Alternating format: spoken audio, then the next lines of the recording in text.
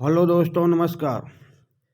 LP सरकारी app channel पर आपका हार्दिक स्वागत और अभिनंदन करता हूं। आपके उज्जवल भविष्य की कामना के साथ इस सेशन का शुरुआत कर रहा हूं। ये सेशन संविधान से है। इसका पहला सेशन आपके पास पहुंच गया है। इसे कम से कम 10-12 सेशन आपके पास भेजेंगे ताकि आप संविधान का पूर्ण ज्ञान आपको हो जाए। तो चलिए इस सेशन का पहला प्रश्न यानी प्रश्न नंबर 53। प्रश्न नंबर 53 क्या है? कैबिनेट मिशन योजना के विषय में कौन सा सही नहीं है? कैबिनेट मिशन योजना के विषय में कौन सा सही नहीं है? इसमें प्रांतों का समूहीकरण था, या भारतीय सदस्यों वाला अंतरिम मंत्रिमंडल था, या पाकिस्तान की स्वीकृति थी, या संविधान का निर्माण। प्रश्न नंबर 53, प्रांतों का समूहीकरण। तो कैबिनेट मिशन योजना में भाई प्रांतों का समूहीकरण किया गया था। भारतीय सदस्यों वाला अंतरिम मंत्रिमंडल था और संविधान का निर्माण इसके तहत किया गया था, पर पाकिस्तान की स्वीकृति नहीं की गई थी। ये लॉर्ड माउंटबेटन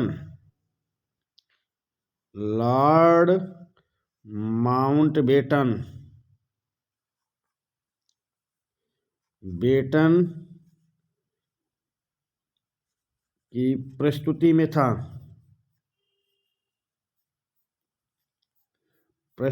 था जो 3 जून को प्रस्तुत की गई थी। 3 जून। तो कैबिनेट मिशन योजना के विषय में क्या सही नहीं है? तो ये सही नहीं है पाकिस्तान की स्वीकृति, क्योंकि पाकिस्तान की स्वीकृति लॉर्ड माउंटबेटन के ने प्रस्तुत किया था 3 जून को। तो प्रश्न नंबर 53 का ऑप्शन सा आपका सही उत्तर हो जाएगा। अगले प्रश्न पे आ जाएं। प्रश्न नंबर 54,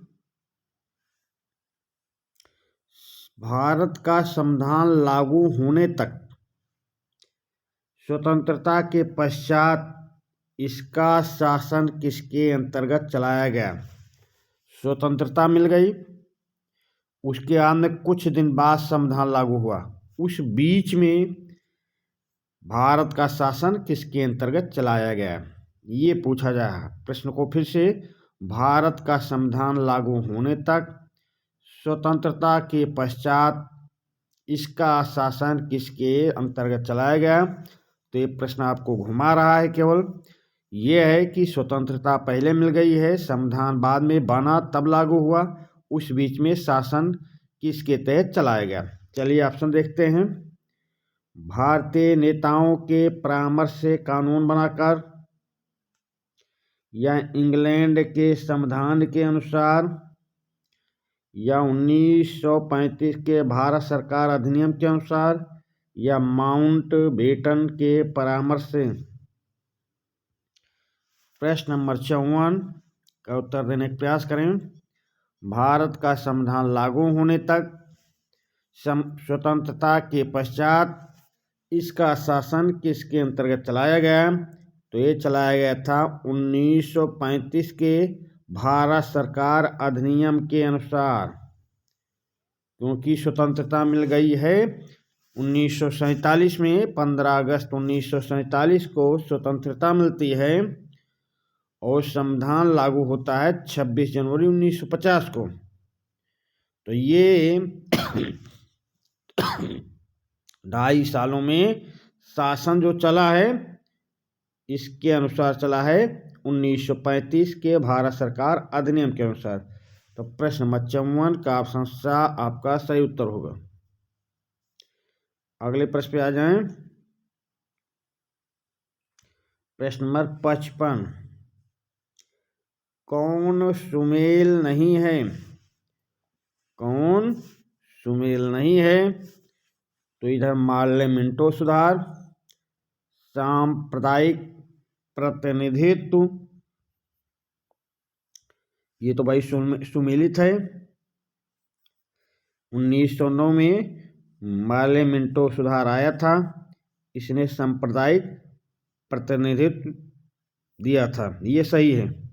फिर दूसरा देखें, भारत सरकार अधिनियम 1935 में क्या किया गया? इसमें प्रांतीय स्वायत्तता, हाँ प्रांतीय स्वायत्तता दी गई है। भारत सरकार अधिनियम 1935 में प्रांतीय स्वायत्तता दी गई है। कैबिनेट मिशन संविधान का गठन, कैबिनेट मिशन के तहत ही संविधान का गठन किया गया था भाई। संविधान का गठन कैबिनेट मिशन के तहत किया गया था, तो ये भी भाई सही है। तो अगला देख लेते हैं।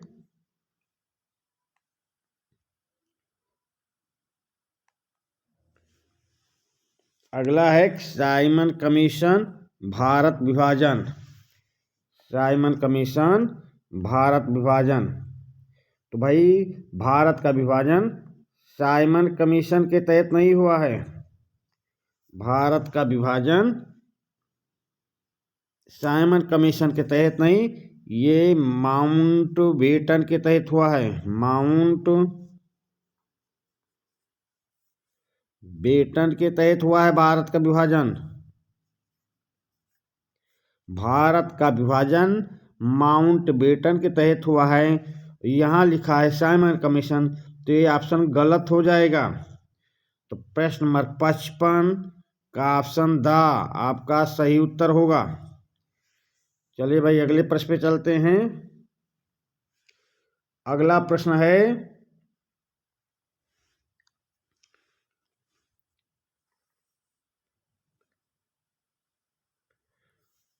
प्रश्न नंबर 56, भारतीयों को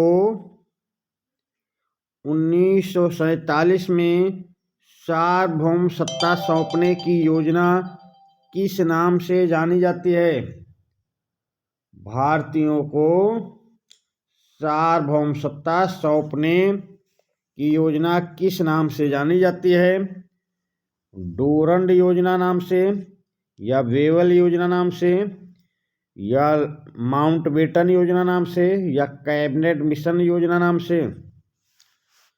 तो अभी हमने बताया था आपको कि भारत पाकिस्तान का विभाजन किस योजना के तहत हुआ है। तो ये हुआ है भारतीयों को 1947 में सार्वभौम सत्ता सौंपने की योजना किस नाम से जानी जाती है? तो लॉर्ड माउंटबेटन योजना नाम से। या ऐसा पूछा जाए भारत और पाकिस्तान का विभाजन किस योजना के तहत हुआ है? तो लॉर्ड माउंटबेटन योजना के तहत हुआ है। तो प्रश्न नंबर 56 का ऑप्शन सा आपका सही उत्तर होगा। प्रश्न नंबर 56 का सा ऑप्शन आपका सही उत्तर होगा। चाहे सार्वभौम सत्ता सौंपने की योजना पूछा जाए या भारत पाकिस्तान विभाजन की योजना पूछी जाए, भारत पाकिस्तान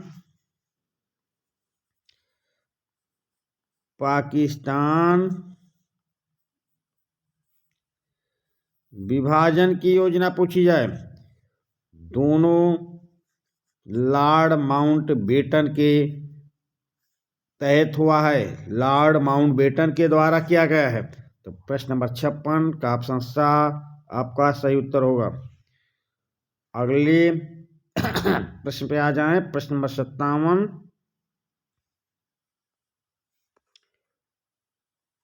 प्रश्न नंबर 57 देख लीजिए, कूट वाला प्रश्न है भाई। कूट भी लाने का प्रयास करता हूं। चलिए अब इसमें देखते हैं, कूट का प्रश्न है, निम्न अधिनियमों को सही ढंग से मिलाइए। निम्न अधिनियमों को सही ढंग से मिलाइए। तो प्रश्न नंबर 57 में चलिए मिलाने का प्रयास करते हैं। भारत सरकार अधिनियम 1919, भारत सरकार अधिनियम 1919 के तहत प्रांतों में द्वैध शासन लागू किया गया था।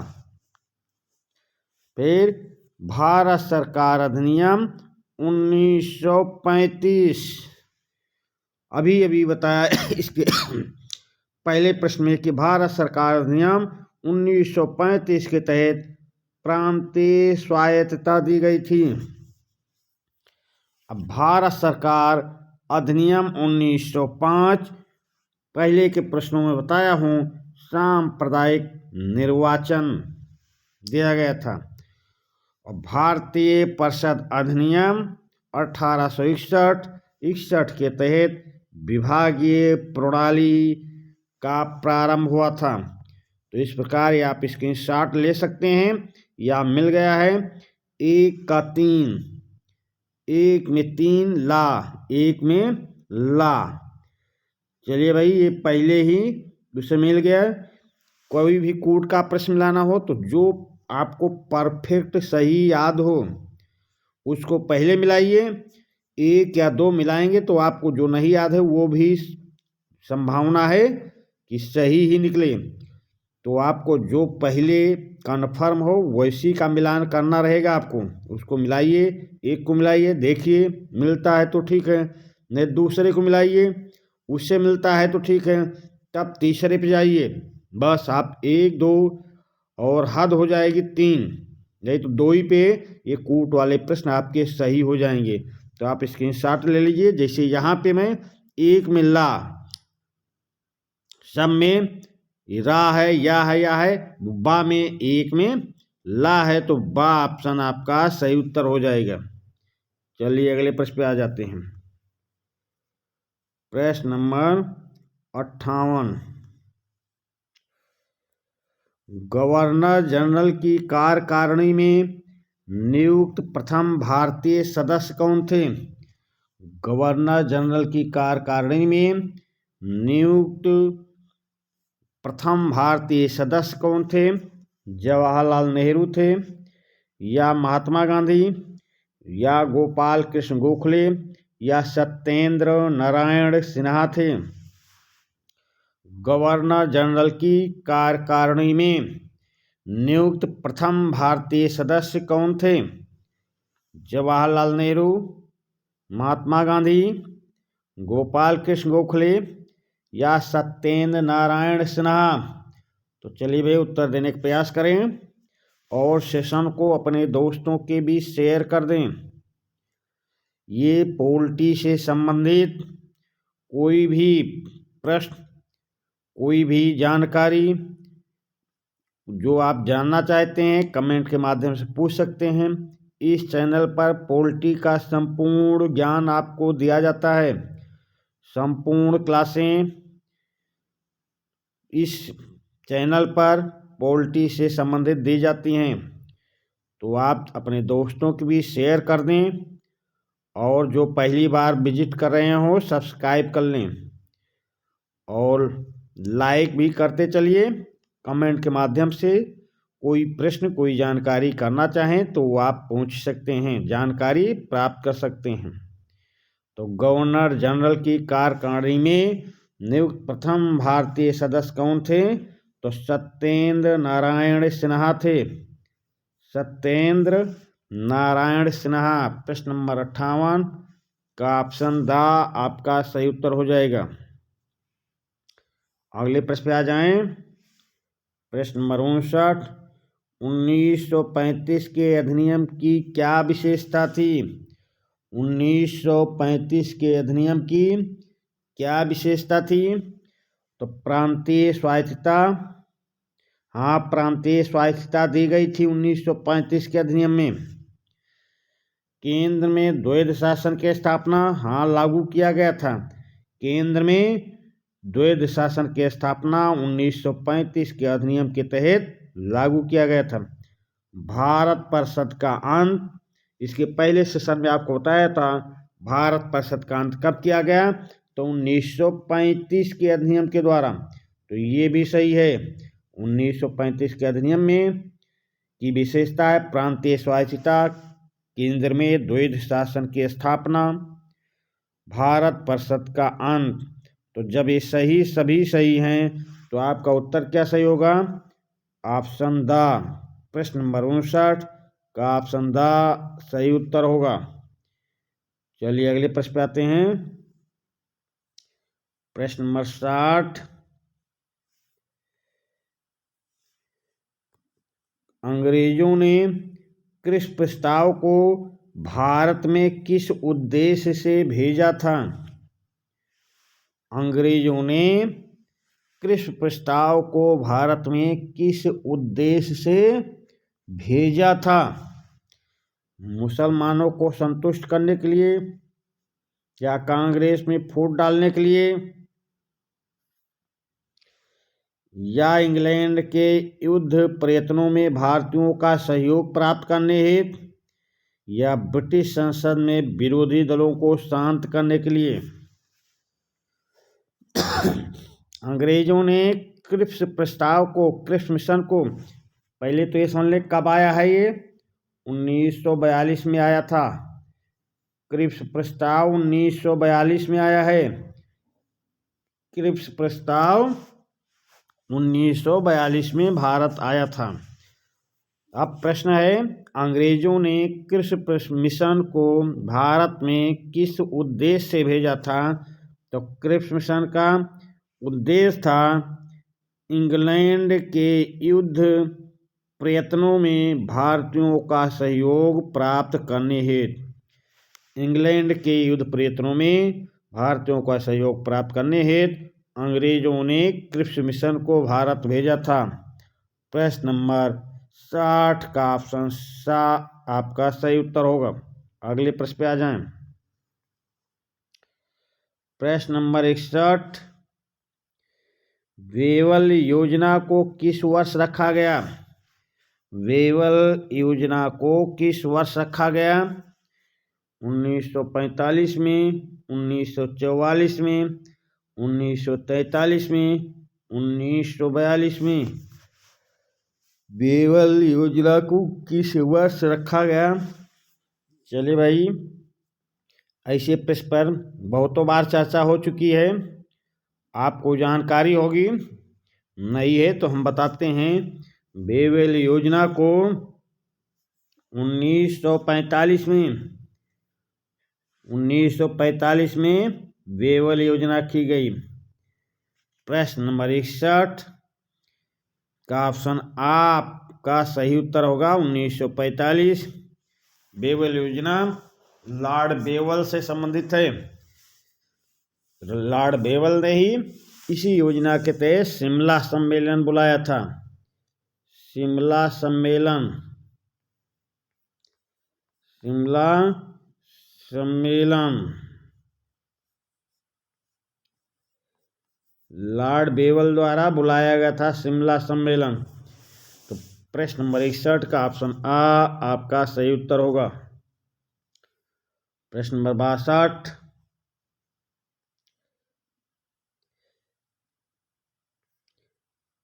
प्रश्न नंबर 62 देख ली भाई।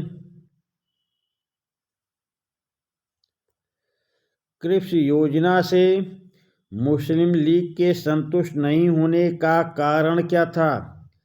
क्रिप्स योजना से मुस्लिम लीग के संतुष्ट नहीं होने का कारण क्या था? ऑप्शन आ, इसमें पाकिस्तान की स्थापना का काम सूबों पर छोड़ दिया गया था।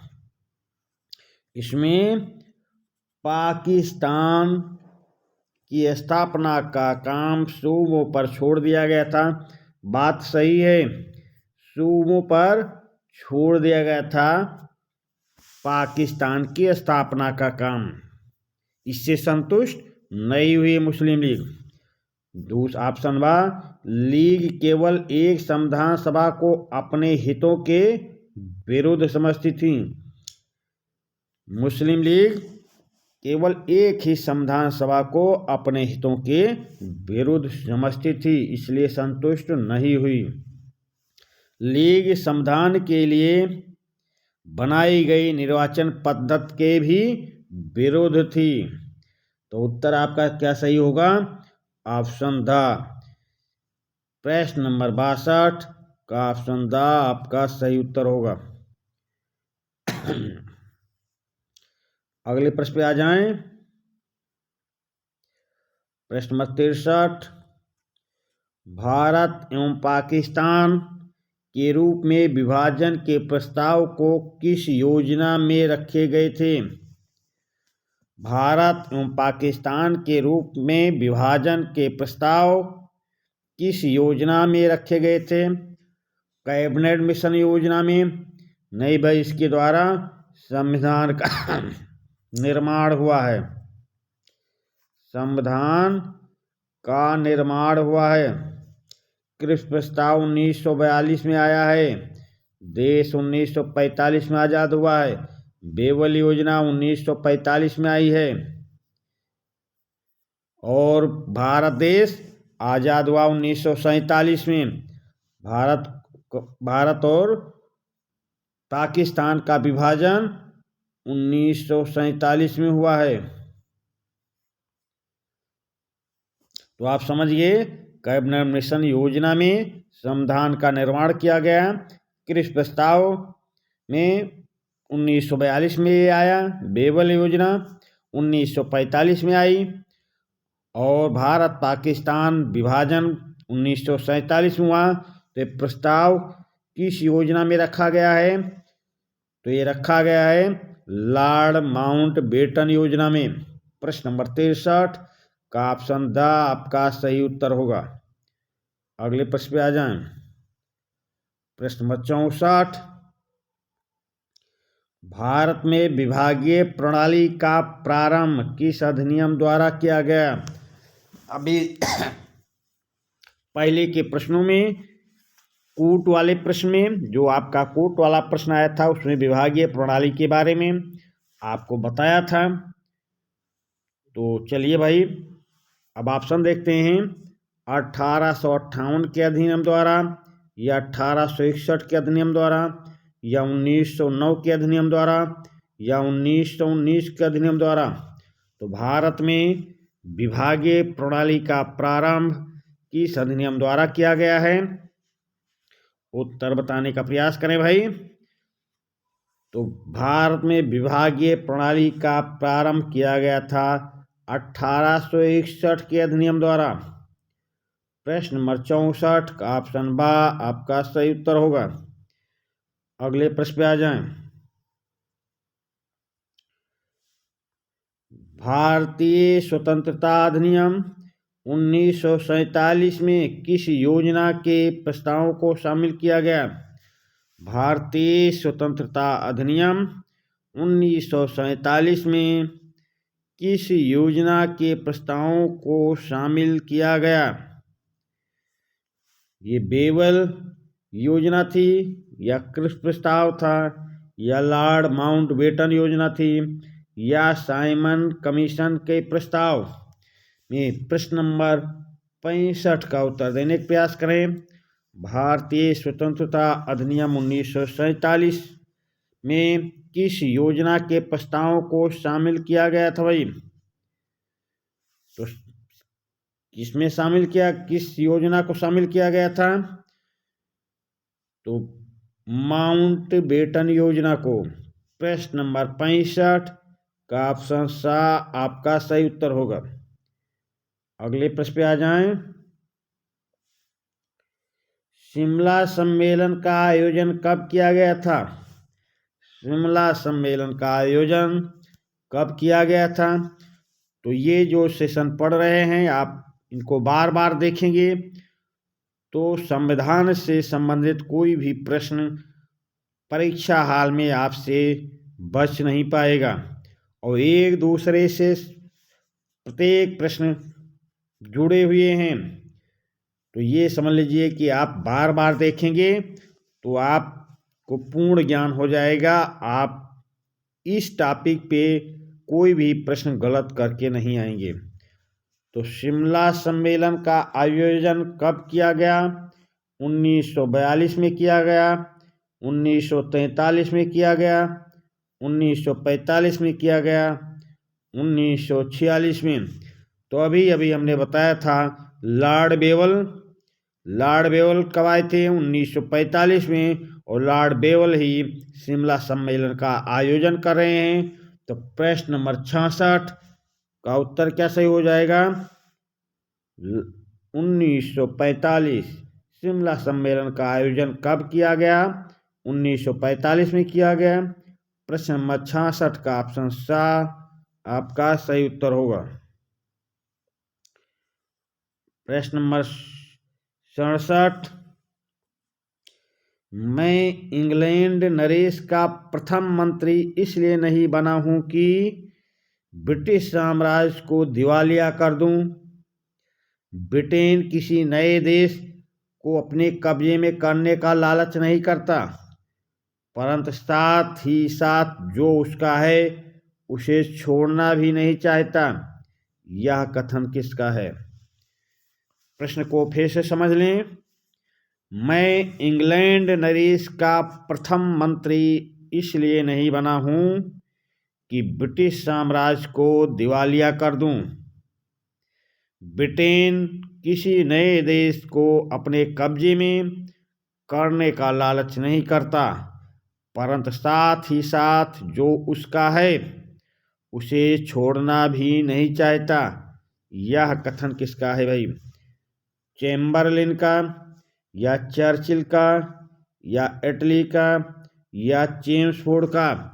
ये प्रश्न भाई कई बार आ गया है प्रतियोगिता में, कई बार कंपटीशन में पूछा जा चुका है। तो प्रश्न को कहीं लिख लेना या बार बार सेशन को देखना, या भी सही का उत्तर लगा देंगे तो आप स्क्रीनशॉट ले लेना।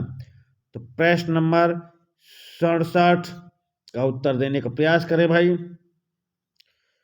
तो ये ऐसा वाक्य, ऐसा कथन कहने वाले कौन थे? ये कहने वाले थे चर्चिल महोदय। चर्चिल ने कहा था, मैं इंग्लैंड नरेश का प्रथम मंत्री इसलिए नहीं बना हूं कि ब्रिटिश साम्राज्य को दिवालिया कर दूं। ब्रिटेन किसी नए देश को अपने कब्जे में करने का लालच नहीं करता, परंतु साथ ही साथ जो उसका है उसे छोड़ना भी नहीं चाहता। ये कथन चर्चिल का है भाई। प्रश्न नंबर 67 का ऑप्शन ब आपका सही उत्तर होगा। अगले प्रश्न पे आ जाएं। प्रश्न नंबर 68, स्वतंत्र भारत का प्रथम गवर्नर जनरल कौन था? स्वतंत्र भारत का प्रथम गवर्नर जनरल कौन था भाई? डॉक्टर राजेंद्र प्रसाद, या डॉक्टर राधाकृष्णन, या महात्मा गांधी, या लॉर्ड माउंटबेटन? स्वतंत्र भारत का प्रथम गवर्नर जनरल कौन था? डॉक्टर राजेंद्र प्रसाद, राधाकृष्णन, महात्मा गांधी, या लॉर्ड माउंटबेटन? तो स्वतंत्र भारत के प्रथम गवर्नर जनरल लॉर्ड माउंटबेटन थे। यहाँ पे ये समझ लीजिए, अगर प्रश्न ये रहे कि स्वतंत्र भारत का प्रथम भारतीय गवर्नर जनरल, भारतीय लग जाएगा, अगर प्रश्न में भारतीय लग जाएगा तो उत्तर बदल जाएगा भाई। भारतीय लग जाएगा तो उत्तर बदल जाएगा, हो जाएगा क्या? सी राज गोपालाचारी।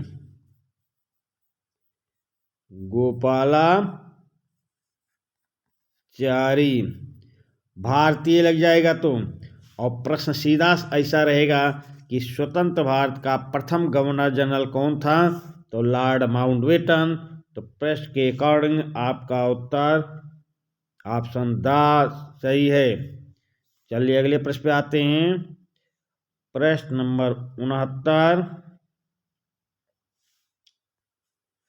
1935 के अधिनियम के अंतर्गत स्थापित संघीय न्यायालय के निर्णयों के विरुद्ध अपील कहाँ की जा सकती है?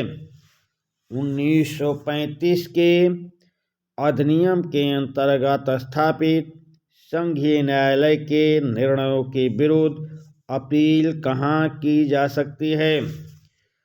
ब्रिटिश लोक सदन में, या ब्रिटिश प्रधानमंत्री के पास, या भारत मंत्री के पास, या ब्रिटिश प्रिवी काउंसिल की न्यायिक समिति के पास?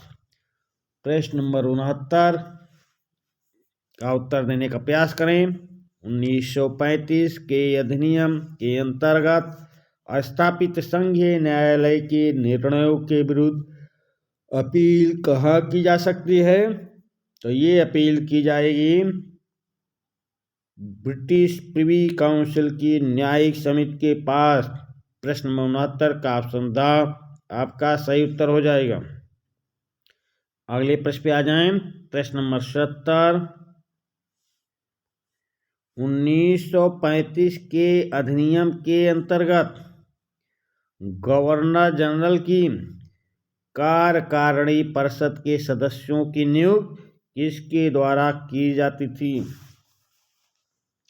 1935 के अधिनियम के अंतर्गत गवर्नर जनरल की कार्यकारिणी परिषद के सदस्यों की नियुक्ति किसके द्वारा की जाती थी? ब्रिटिश क्राउन के द्वारा, या भारत सचिव के द्वारा, या गवर्नर जनरल के द्वारा, या लोक सदन के अध्यक्ष द्वारा? प्रश्न नंबर 70 का उत्तर देने का प्रयास करें भाई। 1935 के अधिनियम के अंतर्गत गवर्नर जनरल की कार्यकारिणी परिषद के सदस्यों की नियुक्ति किसके द्वारा की जाती थी? तो ये गवर्नर जनरल द्वारा की जाती थी। प्रश्न नंबर 70 का ऑप्शन सा आपका सही उत्तर होगा। अगले प्रश्न पे आ जाएं। प्रश्न नंबर 71, 1935 के अधिनियम के अंतर्गत संघीय न्यायालय के सदस्यों का चुनाव किस प्रकार होता है?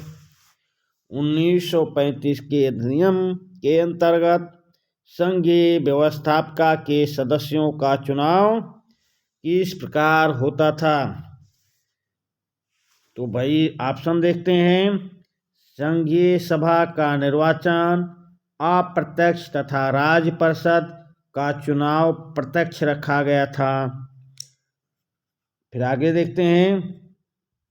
संघीय सभा का निर्वाचन प्रत्यक्ष तथा राज्य परिषद का निर्वाचन अप्रत्यक्ष रखा गया, या दोनों का निर्वाचन अप्रत्यक्ष रखा गया, या दोनों का निर्वाचन प्रत्यक्ष और अप्रत्यक्ष प्रत्यक्ष रखा गया, अप्रत्यक्ष रखा गया। तो प्रश्न नंबर 71 का उत्तर देने का प्रयास करें। 1935 के अधिनियम के अंतर्गत संघीय व्यवस्थापिका के सदस्यों का चुनाव किस प्रकार होता था? तो भाई इसमें 1935 के अधिनियम में ये व्यवस्था थी, संघीय व्यवस्थापिका के सदस्यों का चुनाव में संघीय सभा का निर्वाचन अप्रत्यक्ष रूप से होता था। संघीय सभा का निर्वाचन अप्रत्यक्ष रूप से होता था तथा राज्य परिषद का चुनाव प्रत्यक्ष रूप से रखा गया था। प्रत्यक्ष रूप से संघीय सभा का निर्वाचन अप्रत्यक्ष, राज्य परिषद का चुनाव प्रत्यक्ष। तो प्रश्न नंबर 71 का ऑप्शन आ आपका सही उत्तर होगा। अगले प्रश्न पे आ जाएं। प्रश्न नंबर 72, भारत में आधुनिक प्रांतीय विधानमंडलों की नींव किस अधिनियम द्वारा पड़ी? भारत में आधुनिक प्रांतीय विधानमंडलों की नींव किस अधिनियम द्वारा पड़ी? 1861 के अधिनियम द्वारा, या 1909 के अधिनियम द्वारा, या 1919 के अधिनियम द्वारा, या 1935 के अधिनियम द्वारा? प्रश्न नंबर 72 का उत्तर देने का प्रयास करें। भारत में आधुनिक प्रांतीय विधानमंडलों की नींव किस अधिनियम द्वारा पड़ी? तो 1861 के अधिनियम द्वारा। प्रश्न नंबर 72 का ऑप्शन आ आपका सही उत्तर होगा। अगले प्रश्न पे आ जाएं। प्रश्न नंबर 73,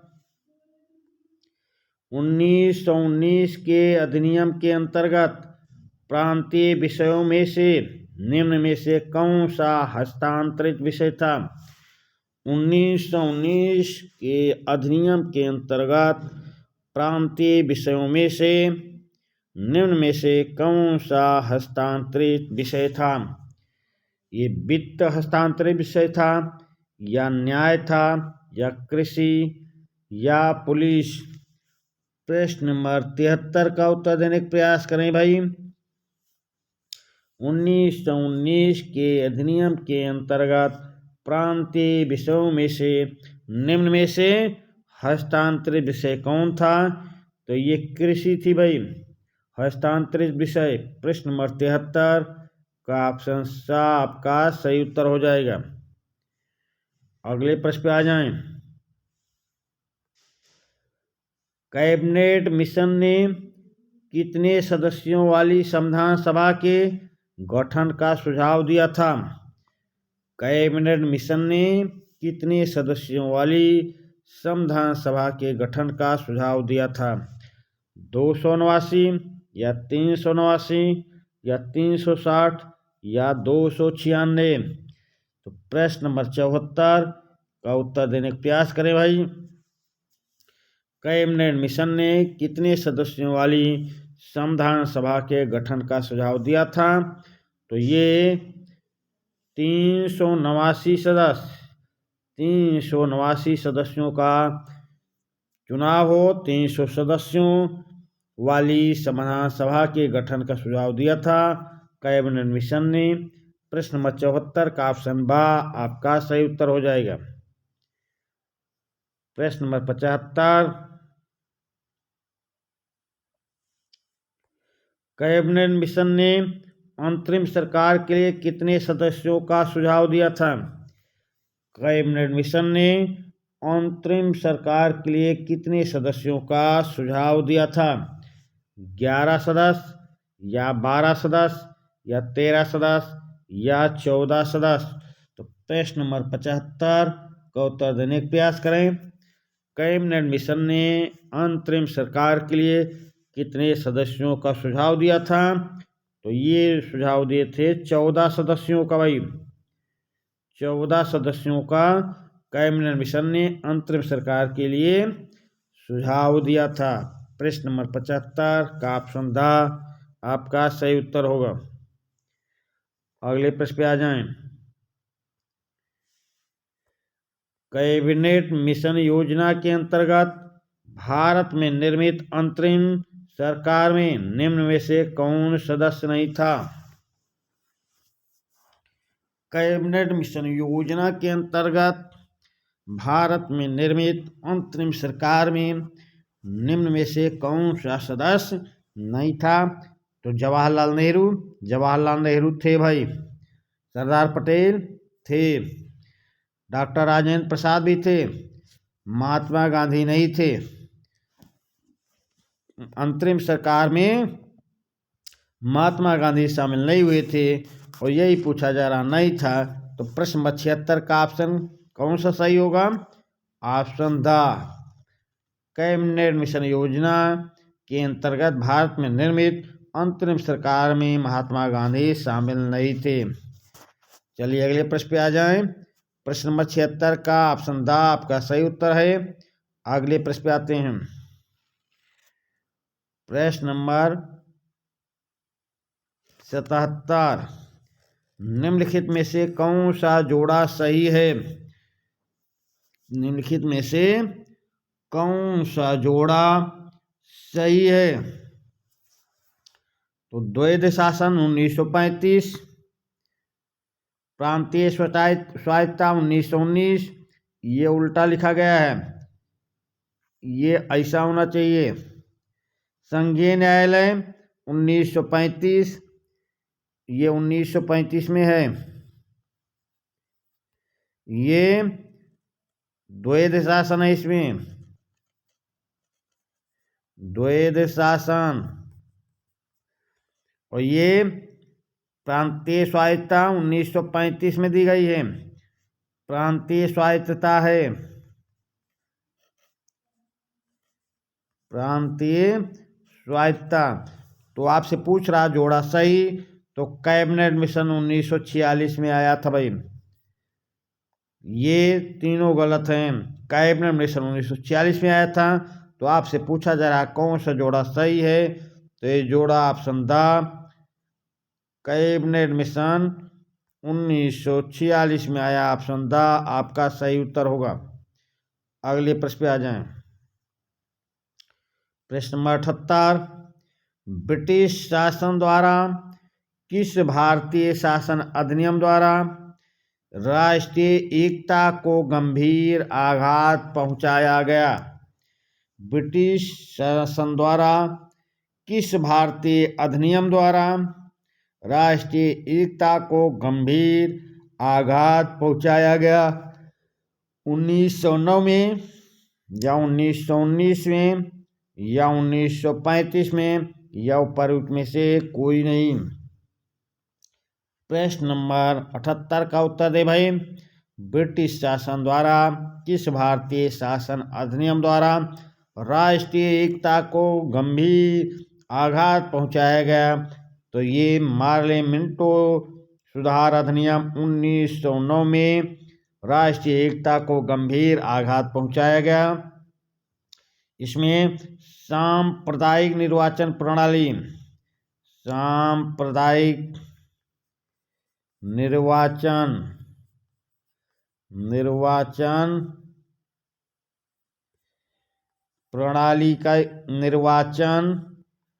प्रणाली की व्यवस्था की गई भाई। तो यही 1909 ब्रिटिश शासन द्वारा 1909 में राष्ट्रीय एकता को गंभीर आघात पहुंचाया गया। प्रश्न नंबर 78 का ऑप्शन आ आपका सही उत्तर हो जाएगा। अगले प्रश्न पे आ जाएं। भारत का गवर्नर जनरल किसका प्रतिनिधि होता था? भारत का गवर्नर जनरल किसका प्रतिनिधि होता था भाई? ब्रिटिश सम्राट का, या ब्रिटिश प्रधानमंत्री का, या ब्रिटिश विदेश मंत्री का, या भारत मंत्री का? प्रश्न नंबर 79 का उत्तर देने का प्रयास करें। भारत का गवर्नर जनरल किसका प्रतिनिधि होता था? तो भारत का गवर्नर जनरल प्रतिनिधि होता था ब्रिटिश सम्राट का। प्रश्न नंबर 79 का ऑप्शन आ आपका सही उत्तर होगा। अगले प्रश्न पे आ जाएं। भारत में उत्तरदायी शासन की स्थापना के लक्ष्य की घोषणा ब्रिटिश सरकार द्वारा कब की गई? भारत में उत्तरदायी शासन की स्थापना के लक्ष्य की घोषणा ब्रिटिश सरकार द्वारा कब की गई? 1919 में की गई, या 1917 में, या 1935 में, या 1861 में? प्रश्न नंबर 80 का उत्तर देने का प्रयास करें भाई। भारत में उत्तरदायी शासन की स्थापना के लक्ष्य की घोषणा ब्रिटिश सरकार द्वारा कब की गई? 1909, 1917, 1935, 1861। तो प्रश्न नंबर 80 का उत्तर बताएं भाई। तो ये की गई थी 1917 में। अगस्त घोषणा प्रस्ताव के द्वारा 1917 में। प्रश्न नंबर 80 का ऑप्शन बा आपका सही उत्तर होगा। अगले प्रश्न पे आ जाएं। प्रश्न नंबर 81, भारत में संविधान सभा का गठन किसकी अनुशंसा से किया गया? भारत में संविधान सभा का गठन किसकी अनुशंसा से किया गया? ये क्रिप्स योजना की अनुशंसा पर, या बेवल योजना की अनुशंसा पर, या कैबिनेट मिशन योजना अनुशंसा पर, या माउंटबेटन योजना के तहत? तो क्रिप्स प्रस्ताव आता है 1942 में, बेवल योजना आती है 1945 में, और ये 1947 में भारत पाकिस्तान का विभाजन करती है। और यहाँ पे संविधान सभा के गठन किसकी अनुशंसा से किया गया? तो कैबिनेट मिशन योजना के तहत किया गया। कैबिनेट मिशन 1946 में आया था भाई, मार्च 1946 में। कैबिनेट मिशन मार्च 1946 1946 में आता है। तो प्रश्न नंबर 81 का ऑप्शन सा आपका सही उत्तर होगा। अगले प्रश्न पे आ जाएं। प्रश्न नंबर 81 का ऑप्शन सा आपका सही उत्तर है। प्रश्न नंबर 82 कैबिनेट मिशन योजना के अनुसार संविधान सभा के चुनाव कब संपन्न हुए? कैबिनेट मिशन योजना के अनुसार संविधान सभा के चुनाव कब संपन्न हुए? जुलाई 1946 में, या अगस्त 1946 में, या जुलाई 1947 में, या अगस्त 1947 में? तो प्रश्न नंबर 82 का उत्तर देने का प्रयास करें भाई। कैबिनेट मिशन योजना के अनुसार संविधान सभा के चुनाव कब संपन्न हुए? तो ये चुनाव संपन्न हुए थे जुलाई 1946 में। प्रश्न नंबर 82 का ऑप्शन आ आपका सही उत्तर होगा। अगले प्रश्न पे आ जाएं। प्रश्न नंबर 83 संविधान सभा का प्रथम अधिवेशन कब प्रारंभ हुआ? संविधान सभा का प्रथम अधिवेशन कब प्रारंभ हुआ? 11 दिसंबर 1946, या 9 दिसंबर 1946, या 14 सितंबर 1946, या 8 सितंबर 1946? प्रश्न नंबर 83 का उत्तर देने का प्रयास करें भाई। भारत में संविधान सभा का प्रथम अधिवेशन कब प्रारंभ हुआ? तो उत्तर बताने का प्रयास करें। तो प्रथम अधिवेशन के अस्थायी अध्यक्ष कौन थे? अस्थायी अध्यक्ष कौन थे? सच्चिदानंद सिन्हा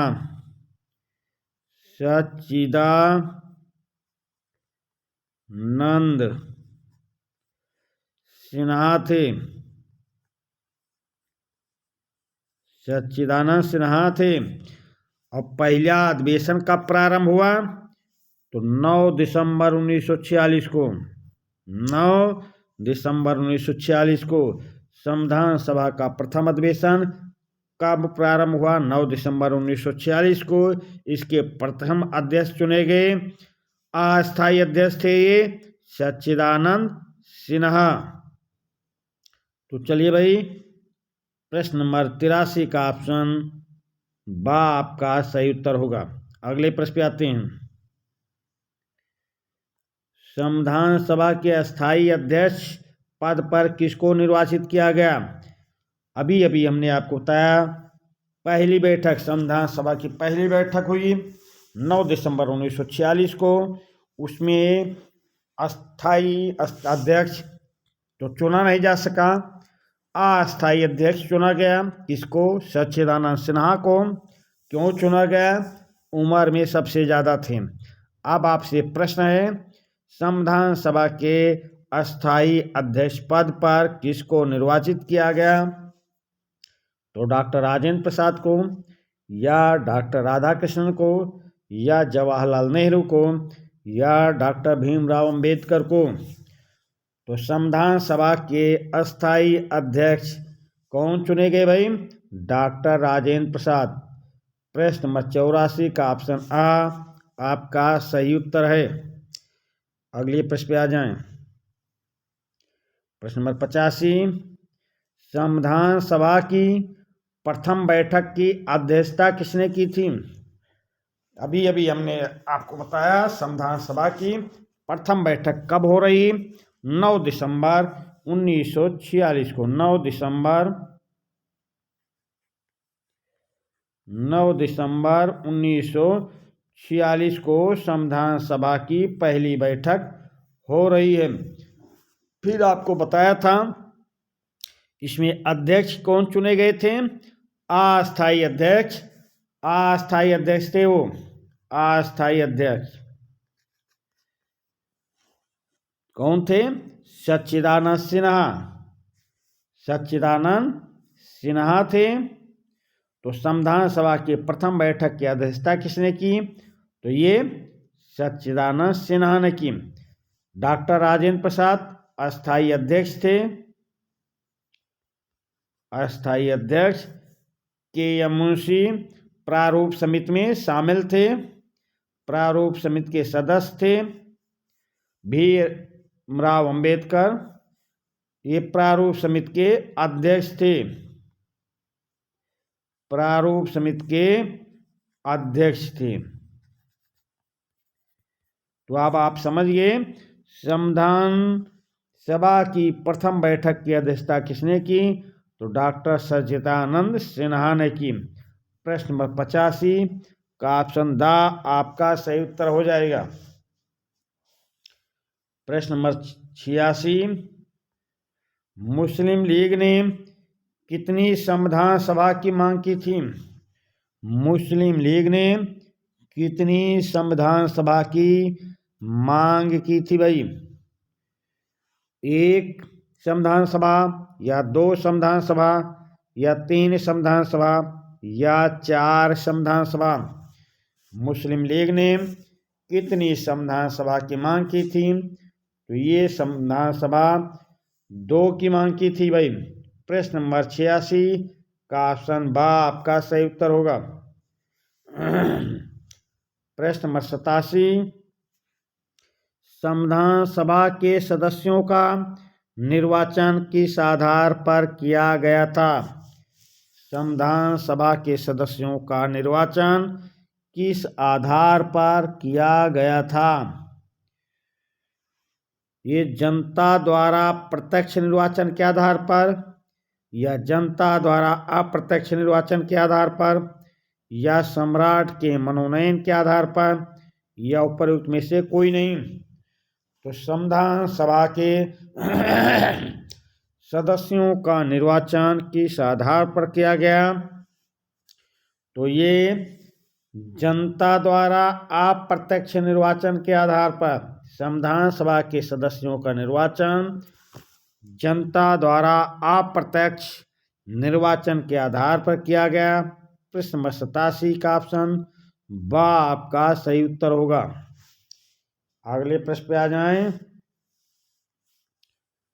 प्रश्न नंबर 88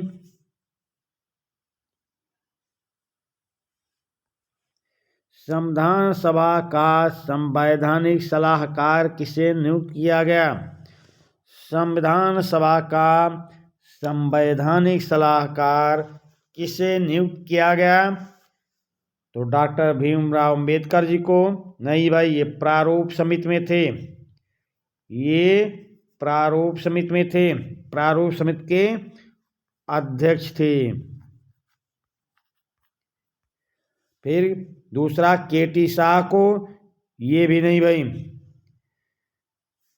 के अय्यर को, ये प्रारूप समिति के सदस्य थे। तो संवैधानिक सलाहकार किसे नियुक्त किया गया? Doctor BN. राव को। बी.एन. राव को बेनेगल नरसिम्हा राव, बेनेगल इनका पूरा नाम है बेनेगल नरसिम्हा राव। संविधान सभा का संवैधानिक सलाहकार किसे नियुक्त किया गया? अब आप समझ गए, बी.एन. राव को। प्रश्न नंबर 88 का ऑप्शन सा आपका सही उत्तर होगा। अगले प्रश्न पे आ जाएं। प्रश्न नंबर 89 संविधान सभा में उद्देश्य प्रस्ताव कब रखा गया? संविधान सभा में उद्देश्य प्रस्ताव कब रखा गया? 13 दिसंबर 1946 को, या 19 दिसंबर 1946 को, या 29 दिसंबर 1946 को, या 3 दिसंबर 1946 को? संविधान सभा में उद्देश्य प्रस्ताव कब रखा गया? तो भाई आप समझ लें, संविधान सभा की पहली बैठक 9 दिसंबर 1946 को हुई, जिसके अस्थायी अध्यक्ष डॉक्टर सच्चिदानंद सिन्हा को चुना गया। संविधान सभा की दूसरी बैठक होती है 11 दिसंबर 1946 को, जिसमें अस्थायी अध्यक्ष डॉक्टर राजेंद्र प्रसाद को चुना गया। संविधान सभा की तीसरी बैठक कब होती है? 13 दिसंबर 1946 को, जिसमें उद्देश्य प्रस्ताव रखा गया। तो अब आप समझ गए संविधान सभा में उद्देश्य प्रस्ताव कब रखा गया। तो ये रखा गया था 13 दिसंबर 1946 को। प्रश्न नंबर 89 का ऑप्शन आ आपका सही उत्तर होगा। अगले प्रश्न पे आ जाएं। संविधान के प्रारूप समिति के अध्यक्ष कौन थे। संविधान की प्रारूप समिति के अध्यक्ष कौन थे। पंडित जवाहरलाल नेहरू या डॉक्टर भीमराव अंबेडकर या जे.बी. कृपलानी या डॉक्टर राजेंद्र प्रसाद। संविधान की प्रारूप समिति के अध्यक्ष कौन थे।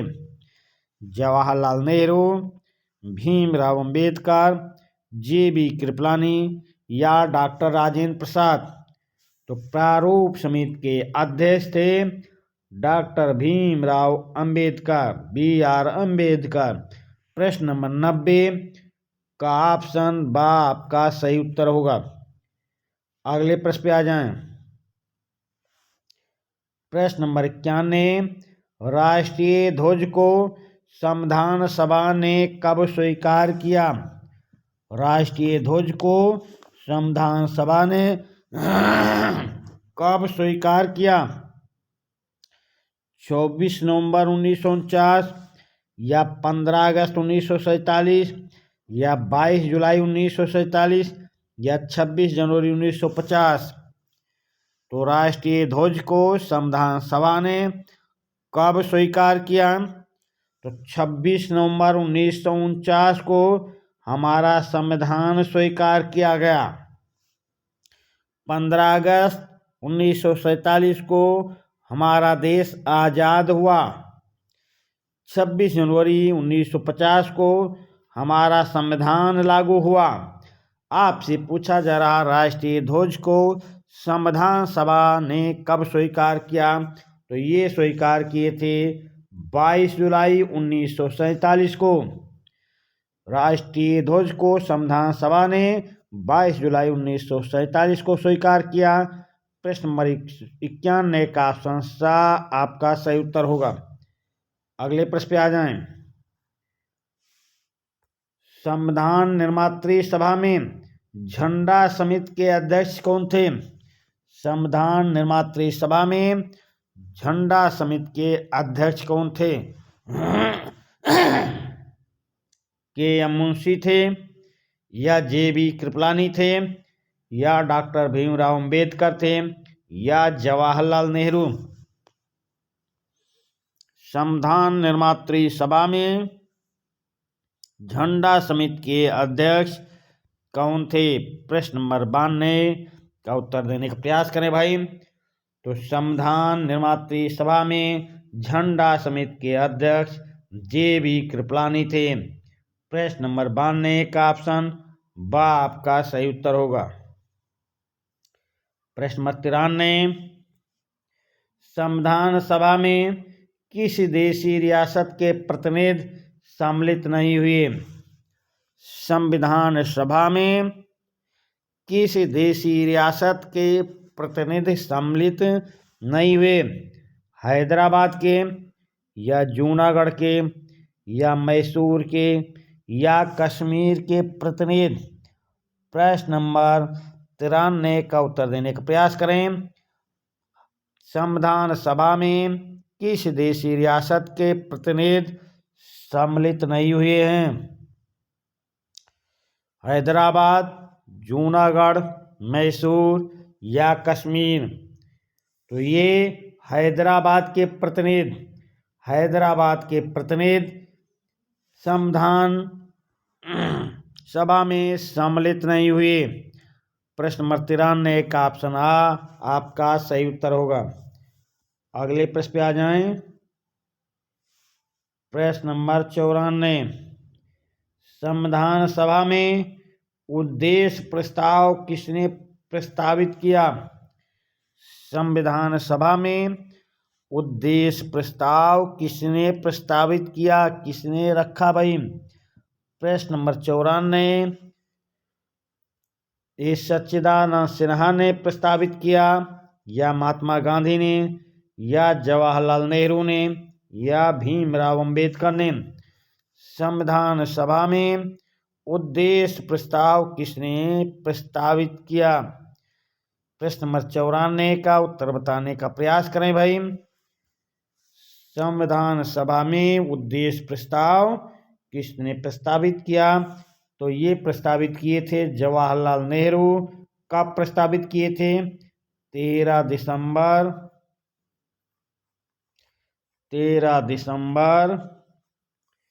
1946 को। 13 दिसंबर 1946 को ये प्रस्तावित किए थे। तो प्रश्न नंबर 94 का ऑप्शन सा आपका सही उत्तर होगा। अगले प्रश्न पे आ जाएं। प्रश्न नंबर 95, संविधान निर्मात्री सभा ने राष्ट्रीय गान को कब स्वीकार किया? संविधान निर्मात्री सभा ने राष्ट्रीय गान को कब स्वीकार किया? 26 जनवरी 1950 या 24 जनवरी 1950 या 15 अगस्त 1947 या 30 जनवरी 1950? प्रश्न नंबर 95 का उत्तर देने का प्रयास करें भाई। संविधान निर्मात्री सभा ने राष्ट्रीय गान को कब स्वीकार किया? तो संविधान निर्मात्री सभा ने राष्ट्रीय गान को स्वीकार किया था 24 जनवरी 1950 को। प्रश्न नंबर 95 का ऑप्शन बा आपका सही उत्तर होगा। प्रश्न नंबर 96, देश की स्वतंत्रता के पश्चात संविधान सभा की प्रथम बैठक कब हुई? देश की स्वतंत्रता के पश्चात संविधान सभा की प्रथम बैठक कब हुई? 8 अगस्त 1948 को या 16 अगस्त 1947 को या 31 अक्टूबर 1947 को या 24 सितंबर 1947 को? बहुत ही महत्वपूर्ण प्रश्न आ गया है भाई। बहुत ही महत्वपूर्ण प्रश्न है। देश की स्वतंत्रता के पश्चात संविधान सभा की प्रथम बैठक कब हुई? देखिए, कभी भी परीक्षा हाल में बैठना, कभी भी परीक्षा देने जाना, तो आप सबसे पहले प्रश्न को समझने का प्रयास करना। संविधान सभा की प्रथम बैठक अलग बात हो गई और देश की स्वतंत्रता के पश्चात संविधान सभा की प्रथम बैठक, ये प्रश्न अलग हो गया। दोनों के उत्तर अलग अलग आएंगे। तो अब आपको बताना है देश की स्वतंत्रता के पश्चात संविधान सभा की प्रथम बैठक कब हुई? तो प्रश्न नंबर 96 का उत्तर देने का प्रयास करें। तो ये बैठक हुई थी 31 अक्टूबर 1947 को। देश की स्वतंत्रता के पश्चात संविधान सभा की प्रथम बैठक 31 अक्टूबर 1947 को हुई। प्रश्न नंबर 96 का ऑप्शन सा आपका सही उत्तर होगा। अगले प्रश्न पे आ जाएं। प्रश्न नंबर 97, संविधान सभा के विभिन्न पक्षों के संबंध में अध्ययन हेतु संविधान सभा ने कितनी समितियां नियुक्त की थी? संविधान सभा के विभिन्न पक्षों के संबंध में अध्ययन हेतु संविधान सभा ने कितनी समितियां नियुक्त की थी भाई? तो प्रश्न नंबर 97 का उत्तर देने का प्रयास करें। 12 समितियां या 8 समितियां या 16 समितियां या 13 समितियां? संविधान सभा के विभिन्न पक्षों के संबंध में अध्ययन हेतु संविधान सभा ने कितनी समितियां नियुक्त की थी? तो ये भाई नियुक्त की गई थी 13 समितियां। प्रश्न नंबर 97 का ऑप्शन द आपका सही उत्तर होगा। प्रश्न नंबर 98, प्रारूप समिति में कितने सदस्य थे? प्रारूप समिति में कितने सदस्य थे?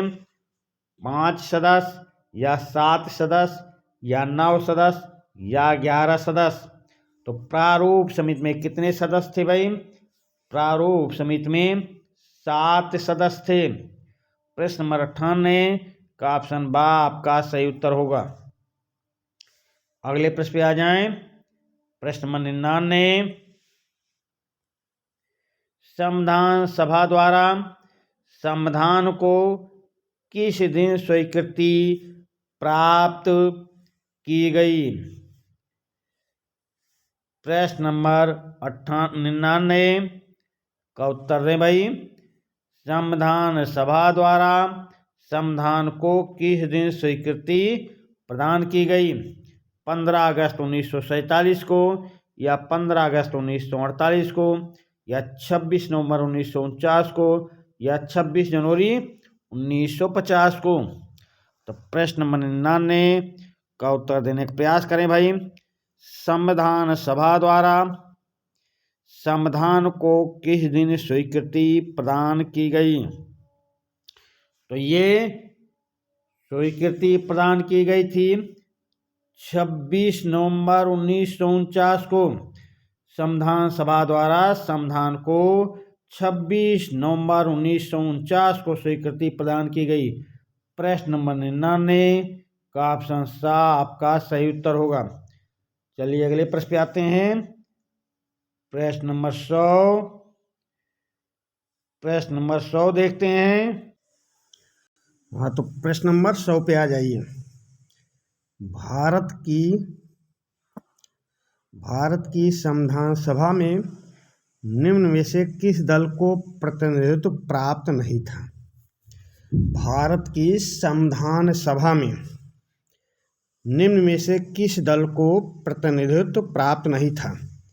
यह भारतीय राष्ट्रीय कांग्रेस को, अरे भाई इसकी 208 सीटें थीं। हिंदू महासभा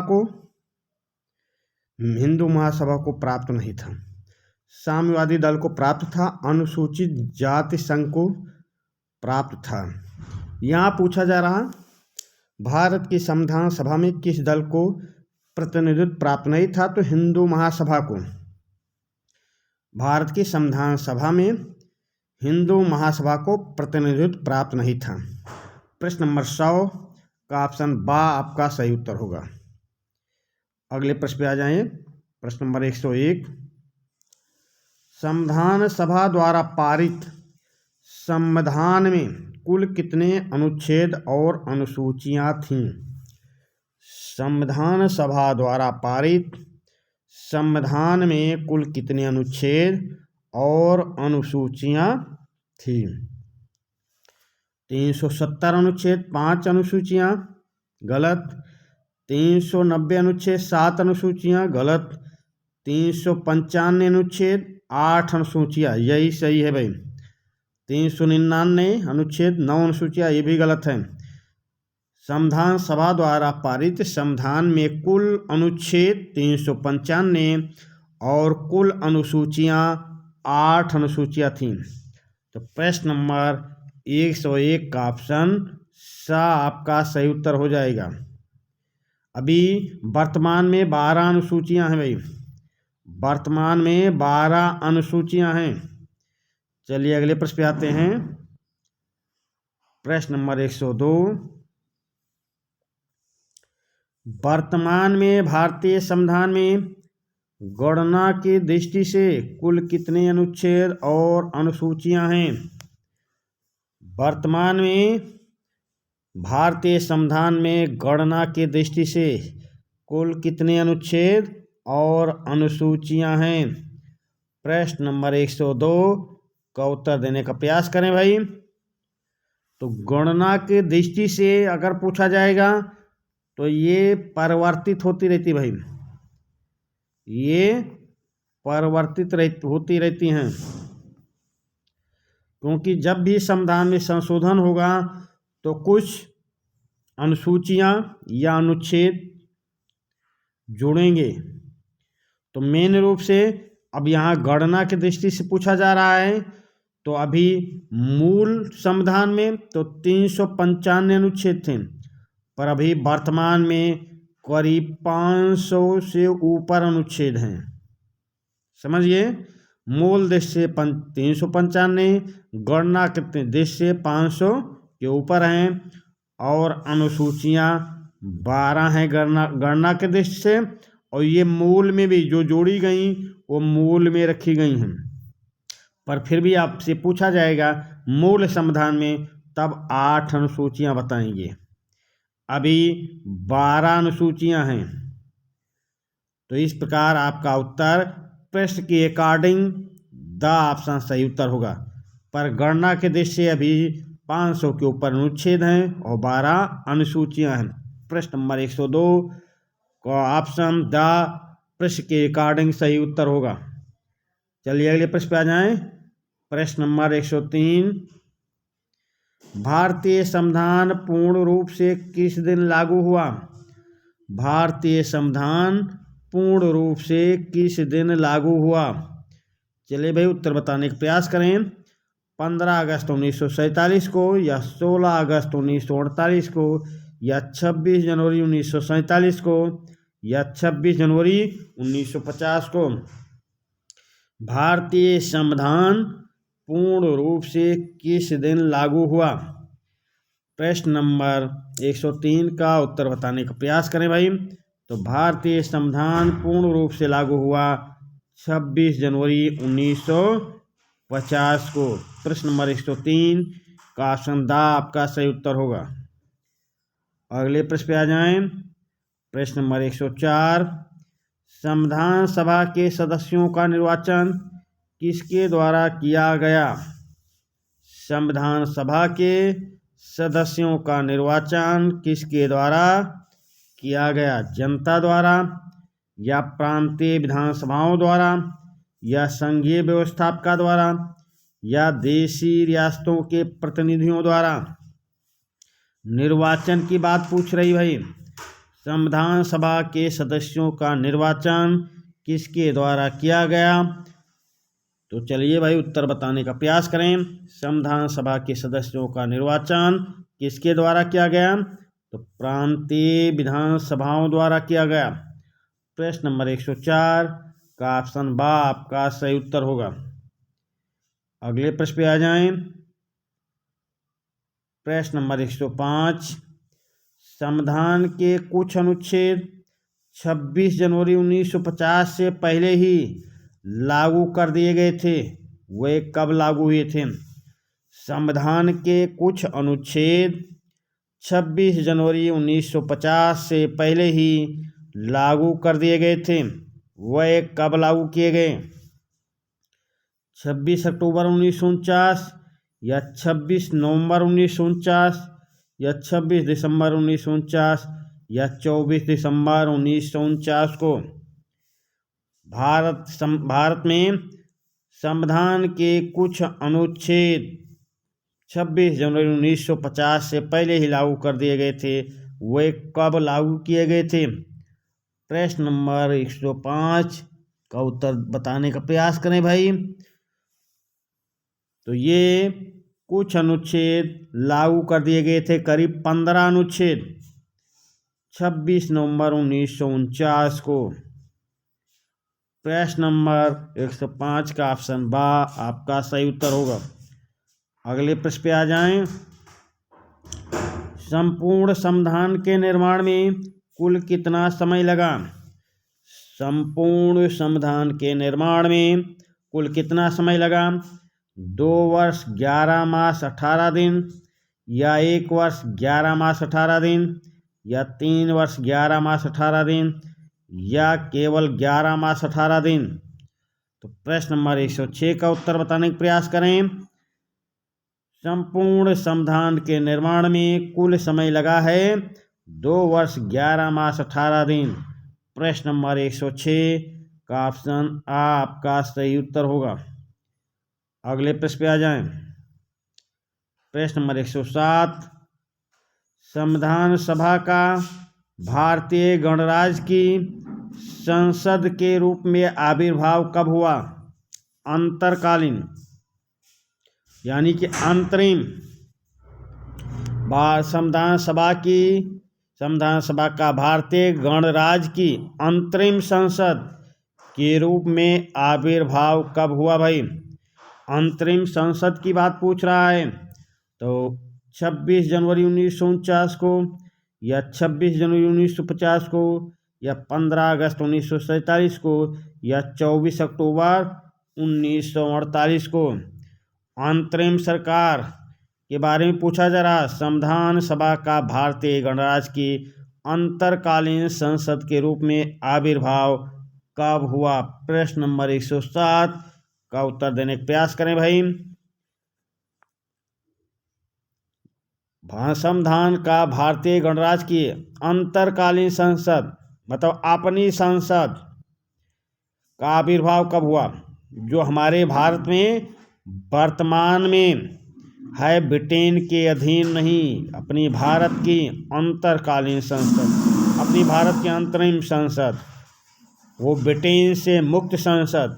तो प्रश्न नंबर 107 का उत्तर देने का प्रयास करें। संविधान सभा का भारतीय गणराज्य की संसद के रूप में आविर्भाव हुआ। ये अंतरकालीन, ये अंतरिम उस अंतरिम सरकार से नहीं संबंधित है जो संविधान सभा के अंदर बनी थी। ये अंतरकालीन संसद है ब्रिटेन से मुक्त संसद। तो आपका उत्तर क्या सही होगा? प्रश्न नंबर 107 का ऑप्शन ब आपका सही उत्तर होगा, 26 जनवरी 1950। प्रश्न नंबर 107 का ऑप्शन ब आपका सही उत्तर होगा। अगले प्रश्न पे आ जाएं। प्रश्न नंबर 108, भारत का गणतंत्र के रूप में जन्म कब हुआ? अब उसी प्रश्न को यहाँ दोबारा घुमा रहा है, इसलिए आपके पास इतने प्रश्न सेशन में इतने प्रश्न रख रहे हैं कि आपका कोई भी प्रश्न छूटने न पावे। सेशन में जो टॉपिक उठा रहे हैं उसमें इतने प्रश्न रख रहे हैं कि आपसे कोई प्रश्न परीक्षा हाल में छूटने न पावे। तो देखिए, उसी प्रश्न को इस रूप में पूछ लिया गया, भारत का गणतंत्र के रूप में जन्म कब हुआ? 26 नवंबर 1949, या 26 जनवरी 1950, या 15 अगस्त 1947, या 14 अगस्त 1947। तो प्रश्न नंबर 108, भारत का गणतंत्र के रूप में जन्म कब हुआ? 26 जनवरी 1950 को। प्रश्न नंबर 108 का ऑप्शन बा आपका सही उत्तर होगा। प्रश्न नंबर 109, निम्न में से कौन प्रारूप समिति का सदस्य नहीं था? निम्न में से कौन प्रारूप समिति का सदस्य नहीं थे भाई? तो एन गोपाल स्वामी अयंगर ये प्रारूप समिति के सदस्य थे। अल्लादी कृष्णा स्वामी अय्यर प्रारूप समिति के सदस्य थे। मोहम्मद सादुल्ला प्रारूप समिति के सदस्य थे। सच्चिदानंद सिन्हा, इनको 9 दिसंबर 1946 को अस्थायी अध्यक्ष चुना गया था। संविधान सभा का अस्थायी अध्यक्ष चुना गया था, तो ये प्रारूप समिति के सदस्य नहीं थे। तो प्रश्न नंबर 109, प्रारूप समिति के सदस्य नहीं थे सच्चिदानंद सिन्हा। प्रश्न नंबर 109 का ऑप्शन द आपका सही उत्तर होगा। इस सेशन का इसी प्रश्न के साथ समापन करेंगे। और आपको पहले भी बता रहा हूँ, इससे इतने सेशन आपके पास पहुँचेंगे कि संविधान से संबंधित कोई भी प्रश्न आपकी नज़रों से बच नहीं पाएगा। तो चलिए, इसी के साथ हम आपसे विदा लेते हैं। धन्यवाद।